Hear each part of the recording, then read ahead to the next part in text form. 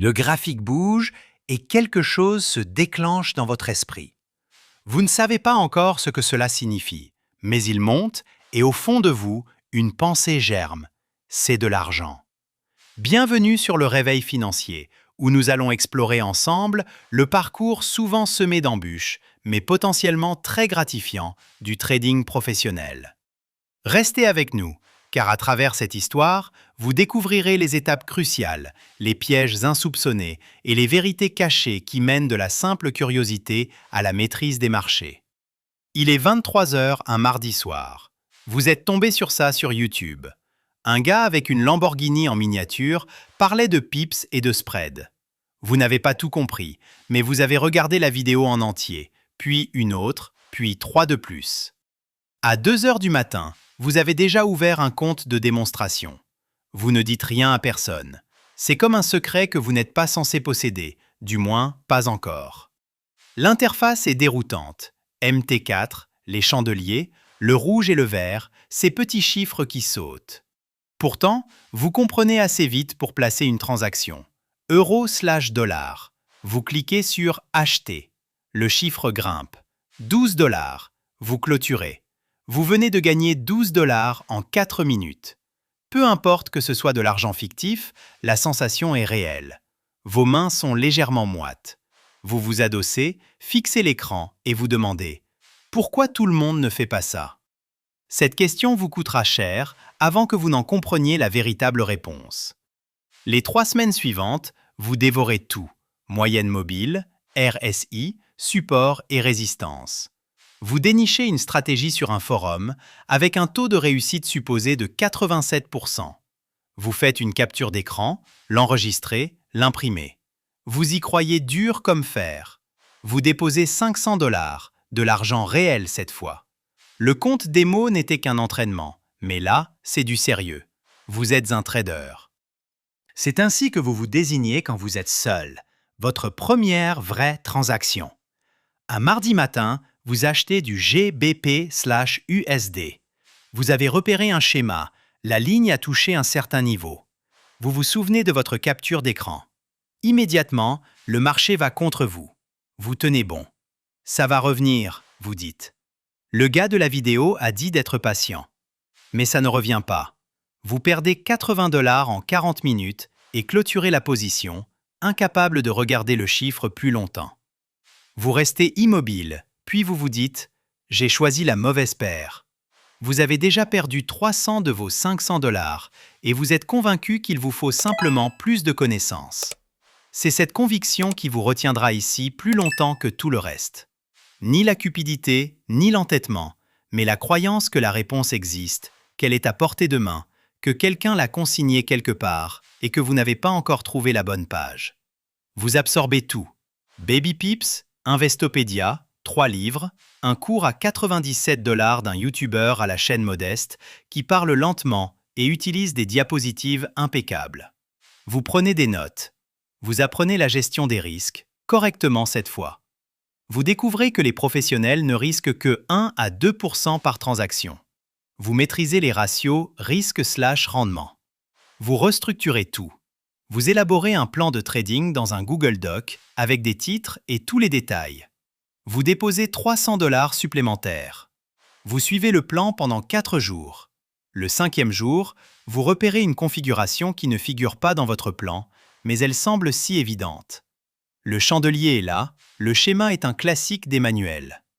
Vous entrez avec 5% de votre capital. Vous perdez tout en 22 minutes. Le Google Doc, lui, reste inchangé. Le cycle devient familier. Discipline, puis impulsion, puis perte, puis discipline à nouveau. Vous pensez que le problème est psychologique. Vous avez lu que 90% du trading est une question de psychologie. Vous essayez la méditation, vous tenez un journal de vos transactions, vous utilisez une liste de contrôle avant chaque entrée. Parfois, cela aide. Souvent, non. Vous ne perdez pas à cause de la psychologie, du moins pas entièrement. Vous perdez parce que vous tradez des schémas qui n'offrent pas un véritable avantage. Vous ne le savez pas encore. On peut être parfaitement calme en plaçant une mauvaise transaction. La discipline ne corrige pas un système défectueux. Mais de là où vous êtes, vous ne pouvez pas le voir. Vous trouvez une communauté, un serveur Discord de 4000 membres. Les gens partagent leur succès, capture d'écran de jour vert, pourcentage de gains, solde de compte avec des flèches vers le haut. Un gars poste chaque matin son biais pour la journée. Vous commencez à le suivre. Il a raison environ 55% du temps. Le marché, lui, a raison environ 50% du temps. Vous ne faites pas la différence. Vous passez 8 mois ici. Votre compte oscille de 300 à 180, puis à 600 $. Vous ajoutez du capital. Il remonte à 310 $. Au final, après tous les dépôts, vous avez perdu environ 800 $. Vous vous dites que vous apprenez toujours. C'est vrai, mais pas ce que vous croyez. Quelque chose change autour du 10e mois. Vous cessez de chercher le Saint Graal.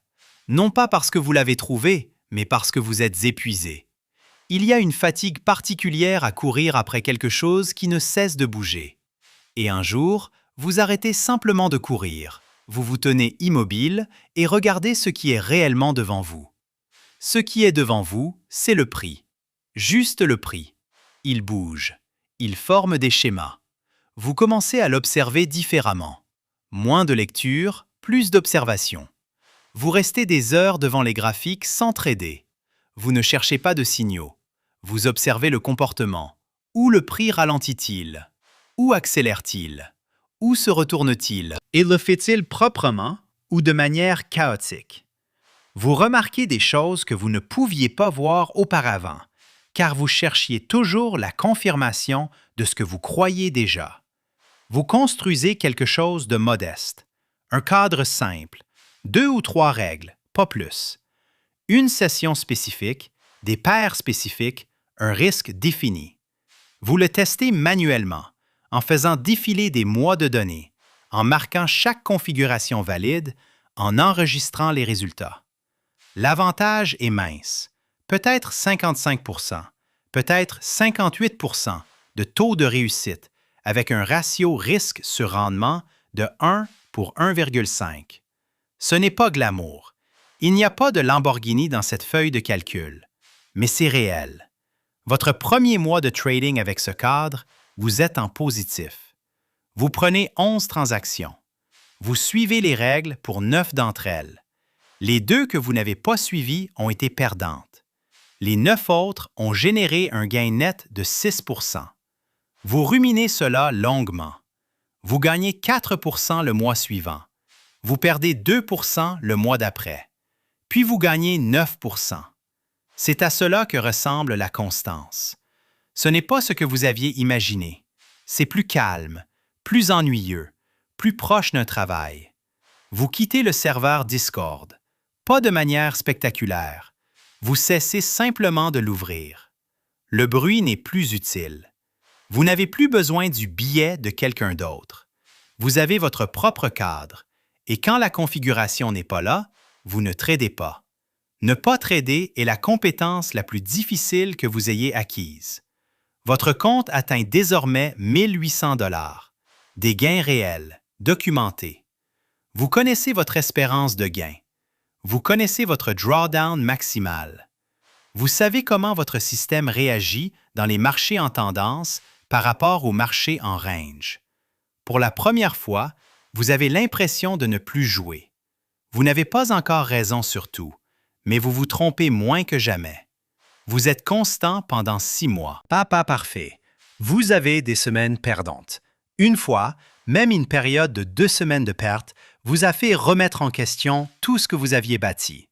Vous avez revu chaque transaction, trouvé 2 entrées légèrement hors modèle, ajusté, puis avancé. Le système a tenu. Vous ajoutez du capital. 5 000 $ au total. Les gains en pourcentage sont les mêmes, mais les montants en dollars sont différents maintenant. Un mois à 6% représentait 108 $. Maintenant, c'est 300 $. Vous ressentez le chiffre différemment. Les pertes aussi. Vous essuyez une perte de 200 $ et votre poitrine se serre.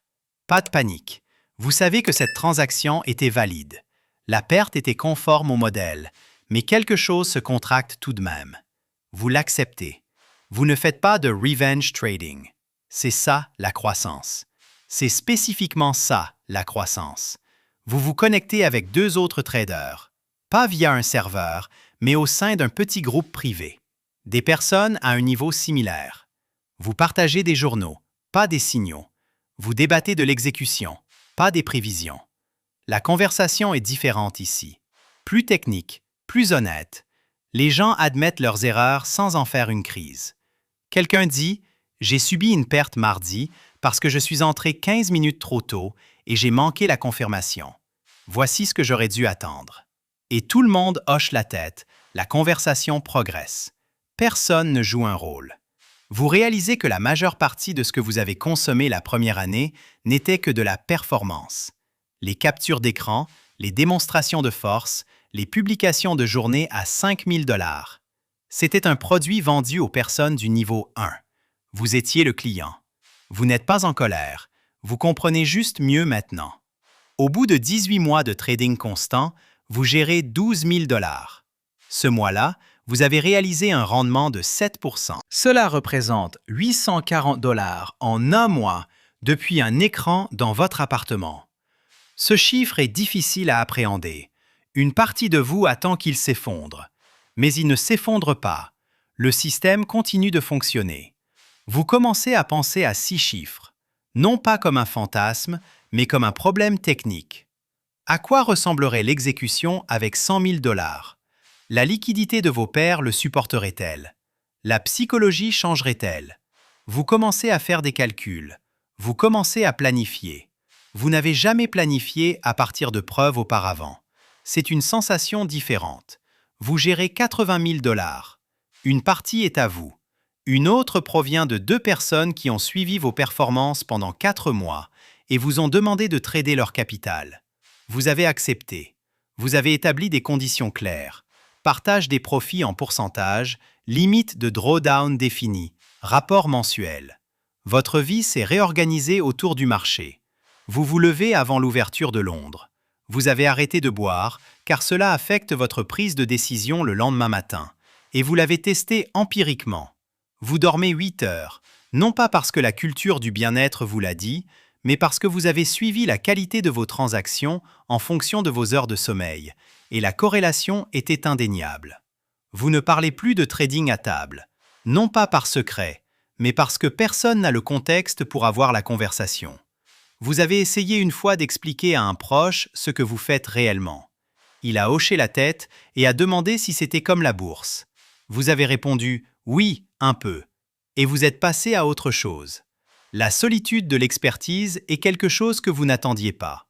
Avec 80 000 $ sous gestion, vous gagnez de quoi vivre, si vous êtes prudent. Pas luxueusement, mais prudemment. Vous avez 3 mois de dépenses en espèces, pas sur le marché, jamais sur le marché. C'est une règle. Le marché est fait pour générer, pas pour stocker. Vous avez de mauvais mois. Un drawdown en avril qui a atteint 8% avant de se rétablir, dans vos limites définies, mais inconfortables. L'un de vos partenaires en capital appelle pour s'enquérir.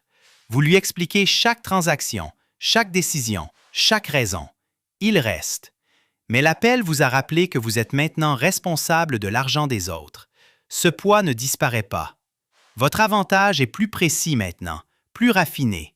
Vous avez supprimé 2 configurations qui ne fonctionnaient pas et en avez ajouté une nouvelle après 6 mois d'observation.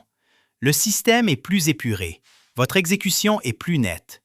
Il vous arrive de passer 3 jours sans configuration valide. Vous ne tradez pas. 3 jours à observer le marché et à ne rien faire. Les gens du niveau 1 pensent que le trading est une action constante. C'est surtout de l'attente. Vous êtes bon pour attendre maintenant. Vous ne l'étiez pas avant. Vous gérez 400 000 $. Le capital est arrivé sur 2 ans, une partie de votre propre argent, une autre provenant d'investisseurs étrangers. L'un d'eux a été introduit par un avocat qui avait un autre client cherchant des gestionnaires Forex. C'est ainsi que cela fonctionne à ce niveau, pas par des publicités, pas par YouTube. Des introductions par des personnes qui ont déjà décidé de faire confiance à quelqu'un de votre entourage. Vous avez maintenant des systèmes, pas seulement des systèmes de trading, mais des systèmes opérationnels. Un modèle de rapport mensuel, un protocole de drawdown, un dossier de conformité, car vous avez examiné les réglementations et restructuré en conséquence.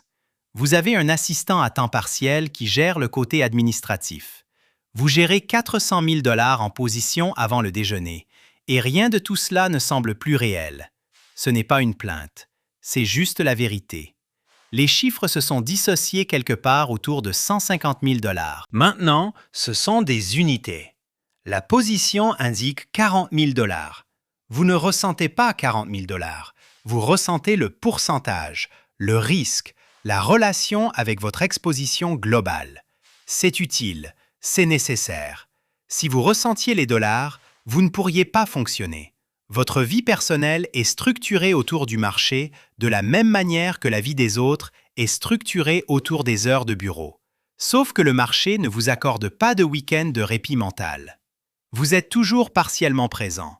Un événement d'actualité un samedi attire votre attention. Vous vérifiez votre plateforme même quand il n'y a rien à vérifier. Vos amis ont cessé de vous demander ce que vous faites. Ils savent que vous tradez. Ils ont cessé d'attendre que vous l'expliquiez d'une manière qui les touche. Vous avez un ami qui trade des actions dans un fonds. Vous lui parlez 2 heures tous les quelques mois. Cette conversation est la plus normale que vous ayez. Tout le reste, vous le traduisez. Vous n'êtes pas malheureux. C'est important de le dire. Mais vous êtes conscient de ce que ce travail coûte. Vous avez fait le calcul et vous êtes resté. C'est un choix. Vous savez que c'est un choix. Il y a maintenant 7 personnes dans votre opération. 2 analystes juniors, un gestionnaire de risque que vous avez débauché d'une petite société de prop trading, un développeur qui a construit votre système de gestion des ordres, un responsable des opérations, un comptable et un responsable des relations avec les investisseurs qui gèrent vos 14 partenaires en capital. Vous gérez 4,2 millions de $. Vous ne placez plus la plupart des transactions vous-même. Vous avez construit le système, défini les règles, créé les protocoles. Votre gestionnaire de risque exécute, vous révisez. Vous approuvez les ajustements du cadre. Vous êtes la couche de décision au-dessus des décisions. Cela a pris 3 ans à construire et 6 mois à faire confiance. Le premier mois où vous avez cessé l'exécution directe, vous avez observé chaque transaction à distance et ressenti un sentiment étrange. Non pas une supervision confiante, mais l'anxiété spécifique de quelqu'un qui a confié le volant à une autre personne et ne peut s'empêcher de vouloir le reprendre. Vous avez laissé du temps. Vous avez examiné les résultats. L'exécution était propre. Vous avez ajusté 2 fois. Au 4e mois, vous révisiez en fin de journée, non plus transaction par transaction. C'était difficile, c'était nécessaire. Vos investisseurs sont maintenant des personnes sérieuses. Un family office, 2 particuliers fortunés référés par une banque privée. Une institution gérant une petite allocation via vous comme stratégie satellite. Ce ne sont pas des gens qui vous ont trouvé sur Instagram. Les conversations sont différentes. Ils parlent de ratio de Sharpe, de corrélation avec leur portefeuille existant, de durée de drawdown, pas seulement de profondeur. Ils vous interrogent sur votre planification de succession. Vous avez un document pour cela. Votre journée n'est plus faite de graphiques. Votre journée est consacrée à la gestion, à la révision, à la prise de décision au niveau du système. Stratégie, recrutement, communication avec les investisseurs. Vous dirigez une entreprise. L'entreprise génère de l'alpha. Vous êtes la personne qui conçoit les conditions dans lesquelles l'alpha est généré. Les graphiques vous manquent parfois, pas souvent, mais parfois. Tard, quand tout le monde est parti, vous ouvrez un graphique euro contre dollar américain et vous le regardez un moment. Non pas pour trader, non pas pour analyser, juste pour vous rappeler ce que c'était quand il n'y avait que vous, le prix et la possibilité. Vous fermez le graphique, vous rentrez chez vous. Le bureau est calme maintenant. Il n'est pas tard. Il est 15 heures un mercredi et vous avez déjà terminé le seul appel de la journée. Votre équipe gère les opérations. Votre gestionnaire de risque dirige la salle. Vous intervenez pour les choses importantes, les réunions d'investisseurs, les décisions significatives, les moments où quelqu'un a besoin que la personne au sommet soit présente. Vous gérez, directement et indirectement, 22 millions de dollars de capital client. Vous avez cessé de prononcer ce chiffre à voix haute. Il ne signifie plus ce qu'il signifiait autrefois. C'est de l'infrastructure maintenant. C'est le chiffre qui permet à l'entreprise de fonctionner, qui paie les 7 salaires et les coûts technologiques et les frais de conformité, et qui produit toujours un rendement suffisant pour maintenir les investisseurs présents. Vous savez des choses sur les marchés que vous ne pouvez pas entièrement expliquer à la plupart des gens. Non pas parce que la connaissance est secrète, elle est disponible techniquement, mais parce qu'elle nécessite 10 000 heures de contexte pour être correctement appréhendée. Vous avez vu les mêmes schémas échouer de différentes manières pour différentes raisons sur 7 ans d'exécution en direct.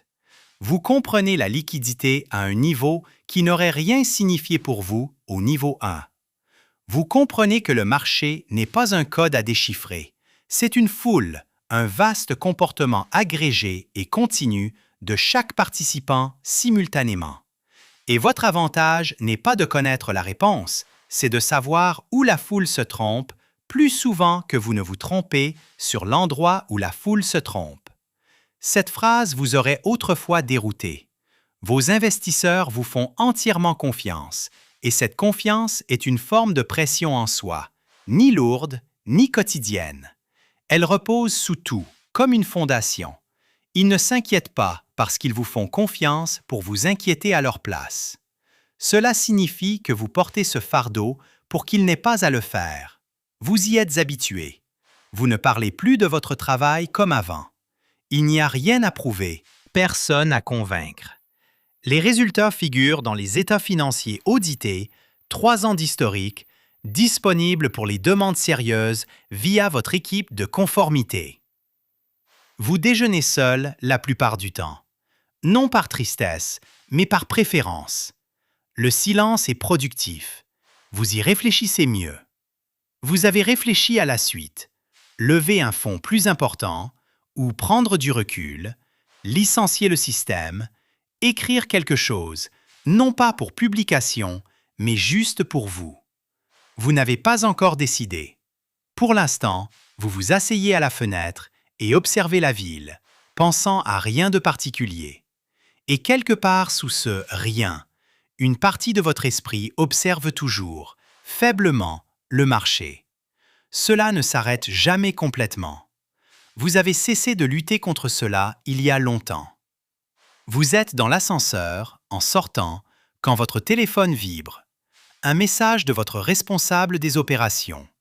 Un analyste junior de l'équipe, tout juste embauché il y a 3 mois, a posé une question ce matin que vous avez déjà entendue. Une question spécifique sur un schéma spécifique, pleine de fausses hypothèses, posée avec une confiance totale. Vous la lisez. Vous vous souvenez d'avoir posé cette question. Pas les mots exacts, mais la certitude exacte. Vous répondez « Guide-le. Ne le corrige pas trop vite. Laisse-le voir par lui-même. » Vous rangez le téléphone dans votre poche. Sur un forum, quelque part en ce moment même, quelqu'un vient de poster une capture d'écran d'un profit démo de 340 $. Il a écrit « Ça y est, j'ai compris. » Les réponses affluent déjà. Des emojis de flammes, quelqu'un demandant la stratégie, quelqu'un disant qu'il fait ça depuis des années et souhaite bonne chance. Quelqu'un qui sait mieux ne dit rien. Ils déposeront leurs premiers 500 $ cette semaine. Ils pensent que c'est simple. Ils ont tort. Mais ils apprendront, et cela leur coûtera exactement ce que cela vous a coûté, et ils resteront quand même. Ils le font toujours.